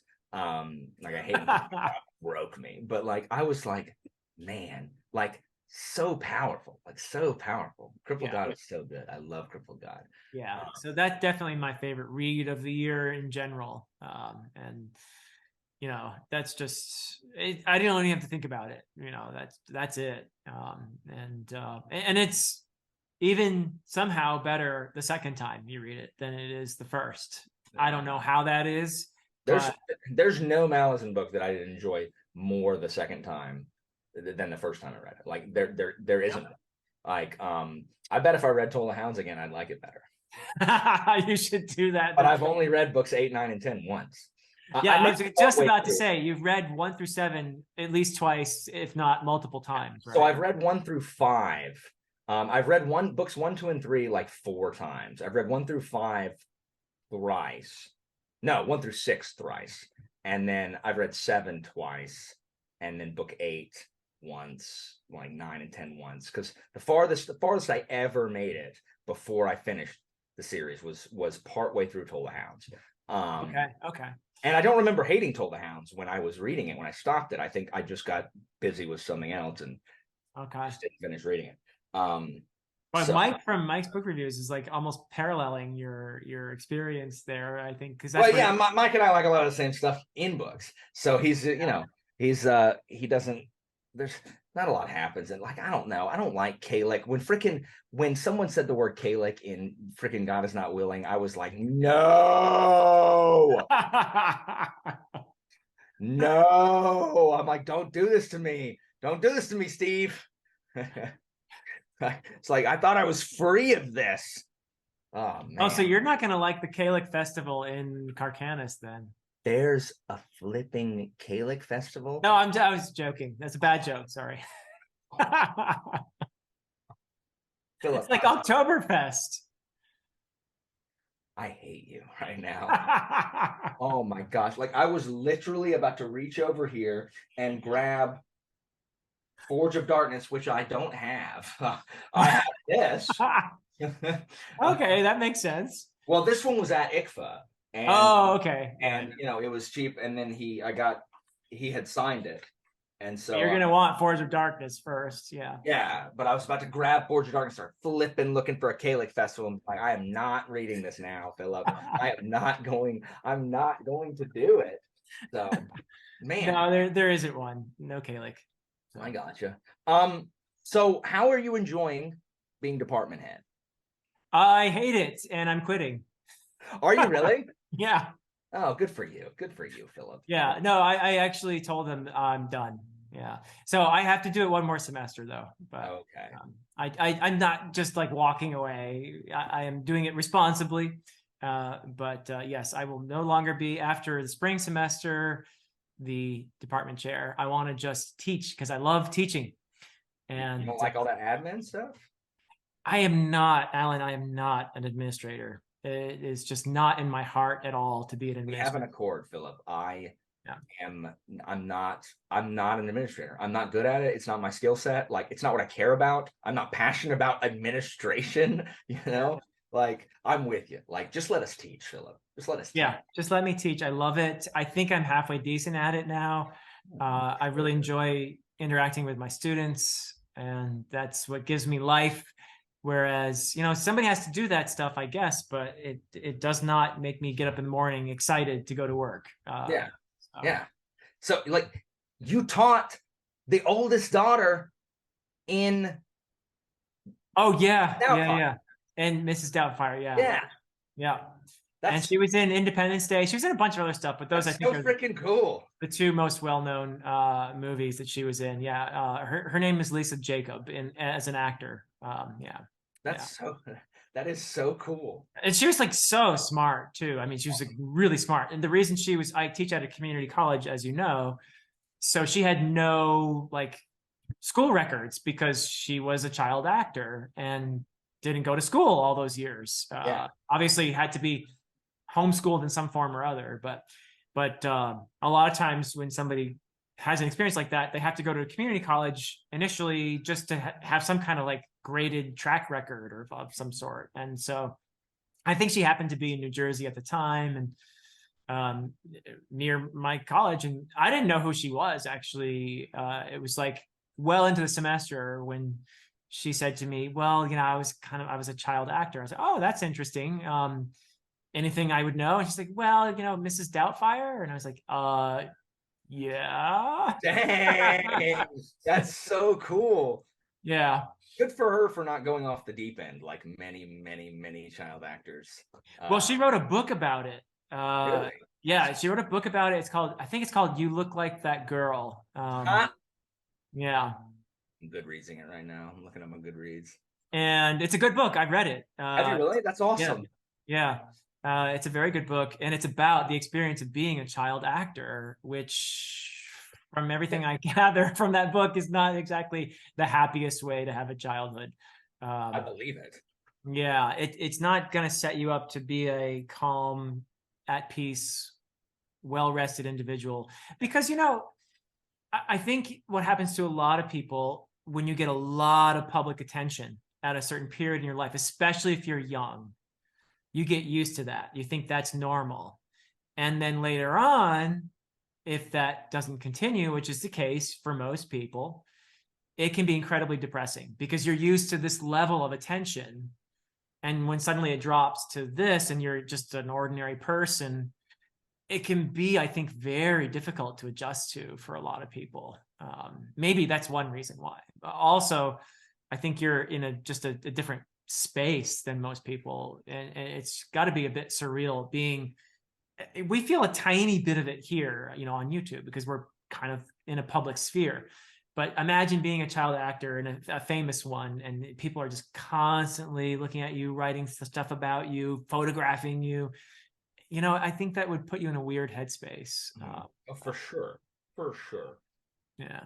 So yeah, I can't imagine. Like being in a fishbowl, kids, I mean, teenagers today, so you get them after I do.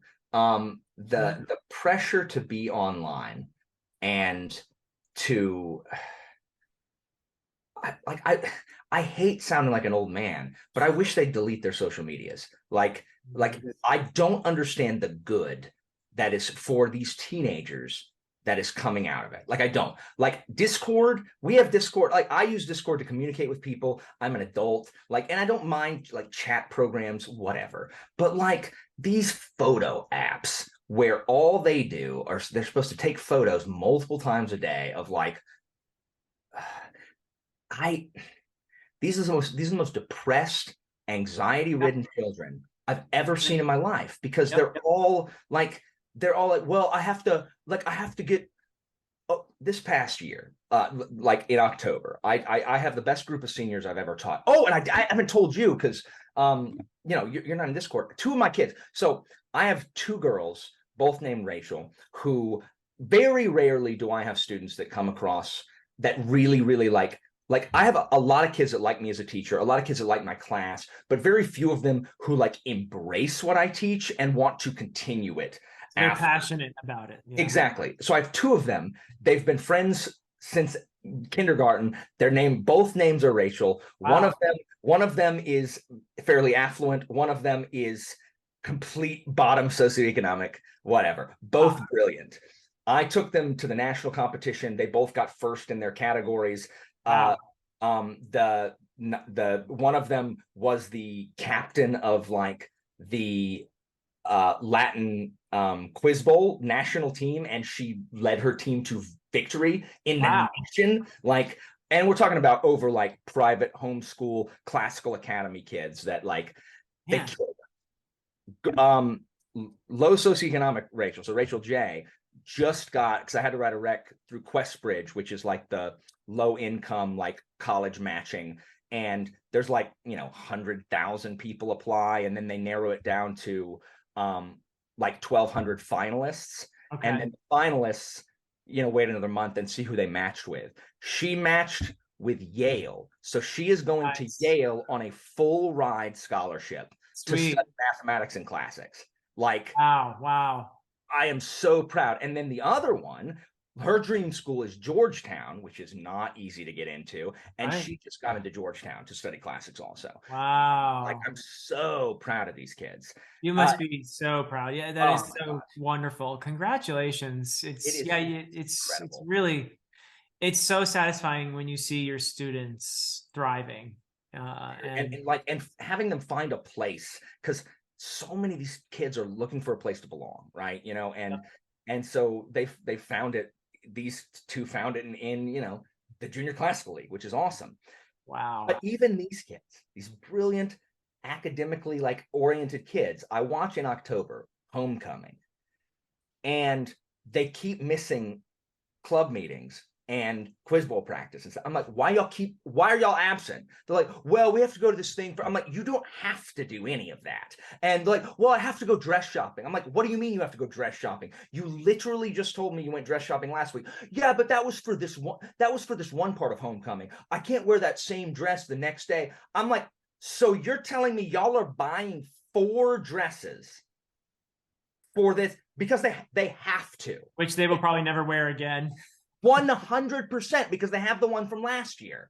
Yeah. Like, and I'm just sitting there like, this is social media based. Like, this is not real life. That, like, no one cares if you wear the dress you wore last year. Like, no one No one's cares. gonna remember. Probably. Yeah, if you wear the same dress like multiple times this week. Like, it's ridiculous. But even the kids who are so incredibly like that, I mistakenly think are above that, because like, I'm not even above the public thing. Like, I like to think that, like, oh, I'm better than all that, but then I'm like, I want to be part of the club. Like, I want to be part of the people playing. And they're kids. Yeah, and like, kids have a less ability to resist that kind of stuff than we do. And so it's just, I'm just like, why are y'all killing yourselves? And on their Instagrams, and this is, I've talked to them about this before, the only comments that anyone leaves on Instagram is regarding appearance. No one ever says anything other than, oh my gosh, you're so beautiful. Oh, you look, oh, so pretty. Oh, you look great. I purposely, on one of their Instagrams, said, oh, what an excellent classics scholar and student in class. I left that on purpose to be like, hey, you realize you can say stuff that doesn't involve people's appearance, right? Like, but that's all it is. And so these kids, they are so depressed and so stressed out. I cannot imagine what it's like on a national scale, like being in Mrs. Doubtfire, or like. But it is something, you're right. I mean, I had a really enlightening discussion with a group of high school guidance counselors about a decade ago. And it was just absolutely eye-opening, because this was part of a committee I was on for my community college, and there were visiting guidance counselors from various high schools related to the use of our library. And I won't bore you with the details, but it was before the meeting started. I was listening to them talk about this crisis of mental health among young people, and I was just listening to them, and they were talking about this astronomical and sudden rise in depression and anxiety, and I was just listening to them, the stories, the war stories they were trading, and then the kids that they were having to try to help. And finally, I just said to them, what do you guys think is causing all this? And because it seems like there's this just drastic change in our society. And every single one of them, almost simultaneously, either held up their cell phone or said social media or cell phone. It was just like, whoa, it was just they were convinced, every single one of them, and I don't doubt them because they're experts in the field, they deal with it on a daily basis, they were talking about how people's perceptions of themselves and society have been warped by the constant and addictive, and it's deliberately addictive. I mean, they want you to use this product all the time, and it is addictive. And I mean, literally, I've read, I'm not an expert on this, but I've read that it's similar to what happens in your brain when you're addicted to cocaine. Like cell phones can do stuff similar to that in the structure of your brain. Like, you're getting the same endorphin rush every time you click on, you get a like or whatever on your Instagram posts, right? So it's incredibly addictive and unhealthy, and I don't know what to do about it. I really don't. I don't know what's the solution here. I mean, it's hard. I mean, I've been how long have you been teaching, Philip? Well, in general, around 25 years. Gotcha.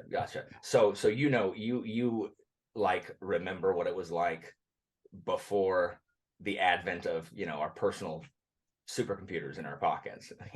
Yeah. In terms of teaching, yeah. In terms of life, yeah. I mean, there were no cell phones. I didn't even have a computer until grad school. So I had a crappy dial-up computer in high school, but I didn't get a cell phone till 2004. Like, I was a late adopter on a cell phone. I had a Nokia brick because before I was too. Actually, I was even later. I think I was probably close to 40 when I got a cell phone. Wow. And it was one of those flip phones, like the grandpa phone. My students call it That's grandpa phone. that's Yeah. the second phone I had, was the flip phone. I've been teaching for 10 years, and it was better 10 years ago Uh-huh. than it is now. I can't, like, the amount of children whom I have either heard talking to other people or have come to me and talked about, like the amount of self-harm that these kids engage in, like, and I'm like, I am happy you're talking to me. You know, I have to report you to guidance, right? Like I stop them. I'm like, before you continue, Yep. I've got to tell guidance. If you continue, like, it's fine. I'm happy to listen to you because I care about my students. But like, I am not equipped to handle this. No, that's But what you're supposed to do. yeah, and so the amount of children who engage in self-harm, like, and kids you would not even think, like, that kid that you think has it all together, super self-confident. No, like, kids you wouldn't even, like, there's some that you're like, oh, well, that kid seems depressed all the time. Then there's the ones that don't seem depressed at all. And, you know, like, and it is just, these kids, they are so stressed and so anxious. They are so much more wound up than they were when I was in school. Like, we had, it was like just a more relaxed vibe around school. Like, yeah, the over academic ones would freak out a little bit, but it's nothing like it is now. Like, these kids are wound, they're wound to the breaking point. And then we're sitting here shocked on why so many of them break. Like, yeah. You know, and heaven forbid, Philip, and we've talked about this before, heavens forfend your innate talents don't lend towards science, technology, engineering, and math. Yeah. You know, so it's just, I feel so bad for these generation of kids. Like, they're so smart. You get them, I get them, and they're just. Well, I mean, every teenager in this country would probably rebel at the notion, but maybe we should have, like with cigarettes and alcohol, an age at which you can use a cell phone or own a cell phone. You know, I can't imagine that actually happening, but it couldn't.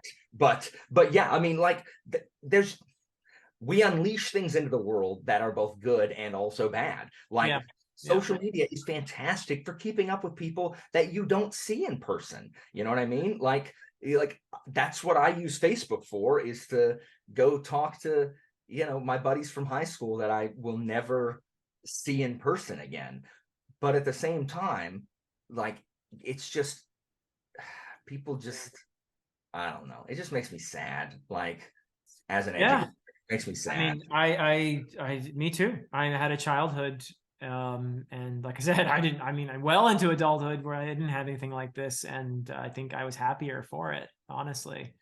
And I know we tend to idealize our own pasts and all that, but I can't imagine what life would have been like if I'd had to deal with all this stuff. Like, especially when, like, literally everything you do is now filmed by somebody and will go on the internet. Like, thank goodness there weren't freaking ubiquitous cell phone cameras when I was in high school. Like, I couldn't be a public school teacher. Like, I'd be too embarrassed. So, and here we are making videos of ourselves, providing ammunition for future generations. Yeah, but this is controlled chaos as opposed to, like, the unregulated, still cooking prefrontal cortex of an undiagnosed autistic, you know, teenager. That's true. I'm glad you're getting back to the classroom, Philip. Like more. I'm glad that you're. Yeah, I never left it entirely. I was still teaching a lot less. So yeah, now I'm happy to be back just teaching. Well, I will be in the fall semester of 2023, but yeah, it was an easy decision for me to make. And I'm happy to have helped out in this capacity as I have, and I feel like I did some good things in this role. But if I'm going to be honest, it's not something that makes me feel happy and good about my life. So I'm not going to continue it. You know, I don't have ambitions in that direction. So.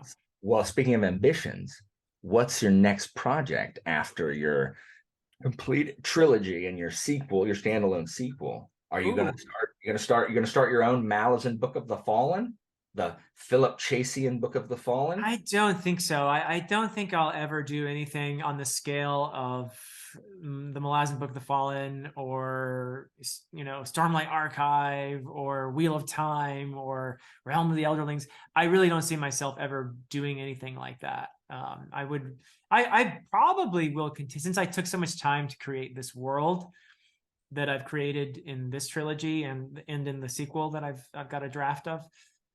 I probably would like to continue writing books in that world. That's cool. That's But cool. yeah, we'll see. I mean, the standalone sequel, I created some characters that I'd like to revisit. So I might have some more they might have some more stories to tell me. um, so that might happen. That's the most likely, but I honestly don't know. I mean, I've been working on this trilogy for 18 years now, and it's going to be interesting to have it out in the world, and it'll be a new stage for me, that's for sure. So I haven't really even given much thought to what's after that, but I would love to continue writing, because I love the process of writing. It's one of the most enjoyable activities I've ever discovered. So That's cool. When are you gonna send out arcs? I'm going to send out arcs when hopefully well before late March, which is when I would like the book to come out. And you're on my list of. You can just email me a Word file. I could do that, but I want you to enjoy the book. And Okay. I Okay. personally don't enjoy reading a Word file. Thank you, Philip. I don't either. Like, I hate reading stuff on my computer. I really do. Like, I'm too much of a Luddite. Like, I like having I don't know, some kind of complete thing rather than like I hate having to read papers in Word when they send it to me. And worse is Google Docs. I'm just like, I hate reading these things.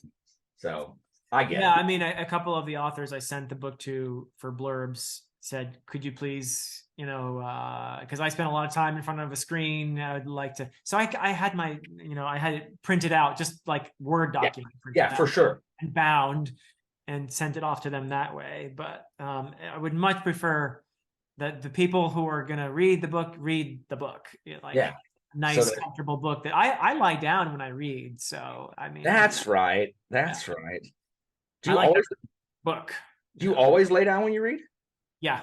I mean, unless I'm out in public, which would Yeah. be weird, right? To lie down Just lie down in a randomly. public space. Although I will, like, if so, I have a daughter that I have to bring places like cello lessons and concerts and stuff, and I will try to find a private room where I can actually like lie on the floor and read if I can.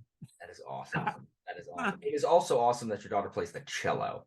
Yeah, both daughters are cellists. Yeah, That's yeah, that's super cool. That's super yeah, cool.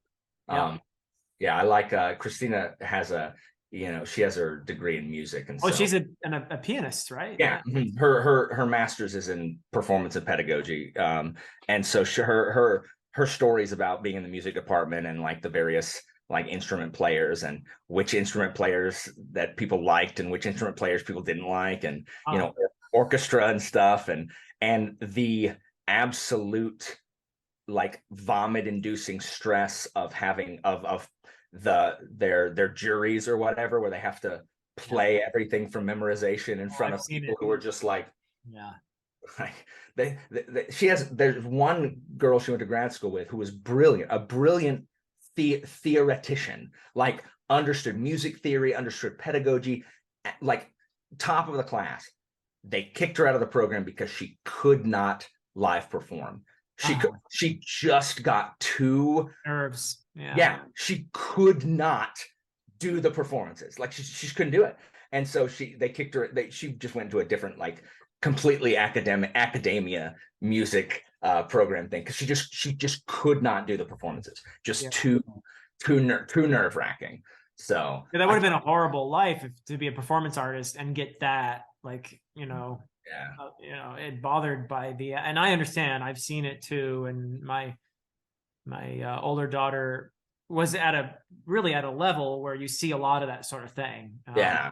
she's a very accomplished cellist, and she didn't end up doing music at the college level, but she did go to the Juilliard pre-college program.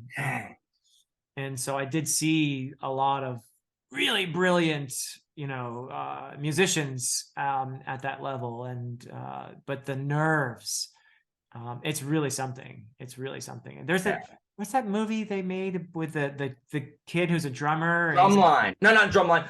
Whiplash. Whiplash. Yeah, Whiplash. Yeah.